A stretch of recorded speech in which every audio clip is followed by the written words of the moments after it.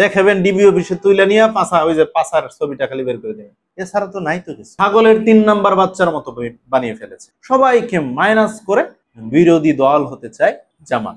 গতকালকে আনুষ্ঠানিকভাবে জাতীয় সংসদ ভবনের দক্ষিণ প্লাজায় যে জুলাই সনদ স্বাক্ষরিত হলো, সেখানে একটি রাজনৈতিক দল এনসিপি তারা সেখানে গিয়ে কোনো স্বাক্ষরই মানে উপস্থিতি হয় নাই, স্বাক্ষর করে নাই। আরেকটি রাজনৈতিক দল গণফোরাম তারা সেখানে স্বাক্ষর করে নাই। আমরা বলতে পারি 31টি রাজনৈতিক দল স্বাক্ষর করেছে, মাত্র 2টি রাজনৈতিক দল স্বাক্ষর করেনি। তাদের মৌন সমর্থন ছিল একটি রাজনৈতিক দলের, তারা স্বাক্ষর করেনি। তাহলে বলা যায় 32টি রাজনৈতিক দল। এই ক্ষেত্রে গতকালকে যে ধরাটি খেলো এনসিপি, এটারে আমরা যদি খারাপ ভাষায় একটু বলার চেষ্টা করি, রাম ধুলাই খাওয়ার মতো।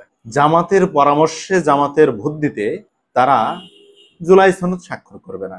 ঠিক আছে, করলো না। তারা বিভিন্নভাবে বিএনপির উপর চাপিয়ে দেওয়ার চেষ্টা করলো, অন্যান্য রাজনৈতিক দলের উপর চাপিয়ে দেওয়ার চেষ্টা করলো। জামাতের নেতা গোলাম পরোয়ার তার কয়েকদিন আগে একটা প্রোগ্রামে এসে চ্যালেঞ্জ করে বলেছে, যতক্ষণ পর্যন্ত জুলাই সনদের মধ্যে পিয়ার পদ্ধতি অন্তর্ভুক্ত না হবে ততদিন পর্যন্ত তারা জুলাই সনদ স্বাক্ষর করবে না। কালকে এই যে গণজমায়েতের ভিতরে রাজনৈতিক দলগুলোর এত সুন্দর একটা পরিবেশে, সেই জায়গায় কিন্তু গোলাম পরোয়ার হাসতে হাসতে সিগনেচার করে এসেছে এবং তাদের নায়েবে আমির আব্দুল্লাহ মোহাম্মদ তাহের কিন্তু সেখানে উপস্থিত ছিলেন। সেলিব্রিটি আইনজীবী শিশির মনি সেও উপস্থিত ছিলেন। যারাই পিয়ারের জন্য এত দাবি করেছেন, এত কথা বলেছেন, তারাই কিন্তু শেষ পর্যন্ত সেখানে গিয়ে স্বাক্ষর করেছেন। হাত পাকা চর্মনাই স্বাক্ষর করেছে।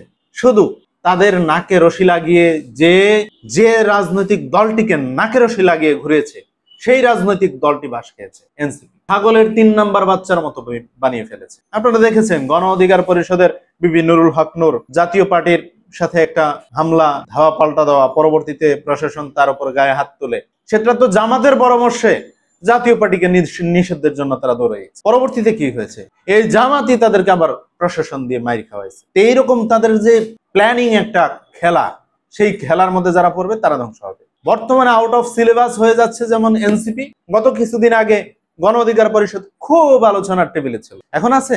নেই তো।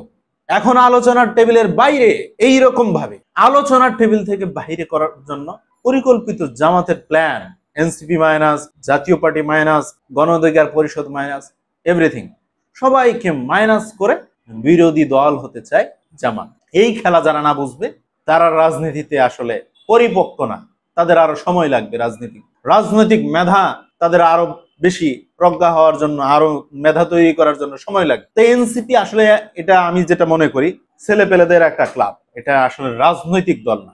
যুবক ছেলেপেলেদের ক্লাবের প্রয়োজন হয়, তারা খেলাধুলা মশকরা অনেক কিছু করে, তো সেই জন্য একটা প্ল্যাটফর্ম প্রয়োজন হয়। সেই জন্য যারা খেলাধুলা করতে চায়, মশকরা করতে চায়, তারা এনসিপিতে যোগদান করুক, সমস্যা নাই। এটা এই ছেলেপেলেদের একটা ক্লাব। এটা রাজনৈতিক ক্ষেত্রে তাদের প্রভাব রাখার কোনো যোগ্যতাই নেই। গণঅভ্যুত্থানে বলবে তারা নেতৃত্ব দিয়েছে, কিছু জিনিস অযোগ্য ব্যক্তিদেরকে সামনে রেখে পিছন থেকে নিয়ন্ত্রণ করা সম্ভব।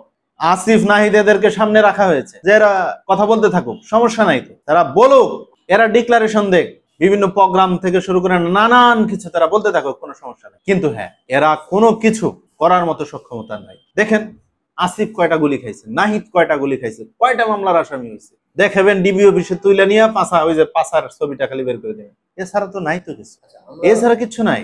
এই জন্যই বলতে চাই যে রাজনীতিতে স্যাংরা ফ্যাংরা বাচ্চাদের দিয়ে খেলার কোনো সুযোগ নেই। বুদ্ধিমান, মেধাবী, যোগ্য ব্যক্তিদেরকে দিয়ে রাজনীতি করতে হয়, না হলে রাজনীতিতে মাইনাস হয়ে যেতে হবে। ইন্টেরিয়াম গভর্নমেন্ট, অন্তর্বর্তীকালীন সরকার বলেন, নির্বাচন প্রস্তুতিকালীন সরকার বলেন, যেই সরকারই বলেন না কেন, ভাষা কিন্তু বিভিন্নভাবে বললেও একটাই বোঝাবে, এই সরকার আমরা আস্থা রেখেছি বিদায় এতদিন পর্যন্ত তারা টিকে আছে। রাজনৈতিক দলগুলো এই সরকারকে সহযোগিতা করেছে, সেই জন্য এখন পর্যন্ত তারা ফাংশন করতে পারছে। আপনারা দেখেছেন গতকালকে সংসদ ভবনের ভিতরে ঢুকে গেছে না, সেখানে এই যে শহীদ ইয়ামিনের বাবা লেকচার দিচ্ছে, তারা আপনি খুঁজে পাবেন বিভিন্ন মন্ত্রণালয়ে গিয়ে তদবির বাণিজ্য। তার গণপূর্তের সিসি ক্যামেরার ফুটেজ চেক করেন, পেয়ে যাবেন শহীদ ইয়ামিনের বাবা দাড়ি তো আল্লাহর রহমতে একদম বুক সমান, নাভি পর্যন্ত। এই যে তাদের অবস্থা, তার চেহারার স্রোত দেখছেন, আগের ছবিগুলো দেখেন আর এখন তার চেহারার অবস্থা দেখেন। সন্তান মারা গিয়েছে, তার জন্য আশীর্বাদ হয়ে দাঁড়িয়ে, দেখতে পেরেছেন? তারা ভিতরে ঢুকে পড়লো, তাদের সুযোগ দেওয়া হয়েছে। যখন তাদেরকে বোঝানো হলো, বুঝলো না, বেরোয় চলে আসতেছিল না, তখন কিন্তু বল প্রয়োগ করতে হয়েছে। রাজনৈতিক দলগুলো ম্যান্ডেজ দিয়েছে, যেটা পাগলামি সাকলামি করার জায়গা না। যেখানে বৃহত্তর সকল রাজনৈতিক দল একসাথে মত দিয়েছে, সামাজিক সংগঠনগুলো মত দিয়েছে, এখানে 2500-র মতো মানুষকে ইনভাইট করা হয়েছে, প্রায় 2000-এর উপরে মানুষ এখানে সেই ইনভাইটে তারা অংশগ্রহণ করেছে, প্রায় 2300-র মতো মানুষ অংশগ্রহণ করেছে। বৈরী আবহাওয়ার কারণে হয়তো, বিভিন্ন কারণে হয়তো আর 200-100 মানুষ যেতে পারে না। যাই হোক, এতগুলো মানুষ এখানে গিয়েছে, এই প্রোগ্রাম বাস্তবায়িত হয়েছে। এত বড় একটা ইভেন্ট, যেটা রাষ্ট্রের সকল গুরুত্বপূর্ণ মানুষদের সম্মতিতে হচ্ছে, সেখানে আপনার 200-100 মানুষ নিয়ে এখানে প্রকৃত জুলাই যোদ্ধা কয়জন? আমরা হাতে গোনা দেখেছি 10-15 জন। আমরা ভিডিওগুলো অ্যানালাইজ করেছি, দেখেছি, আর বেশিরভাগই হলো সাজানো। এই যে প্রক্রিয়া হয়েছে, রাজনৈতিক দলগুলো ম্যান্ডেজ দিয়েছে, সরকার শক্ত হাতে দমন করতে পেরেছে।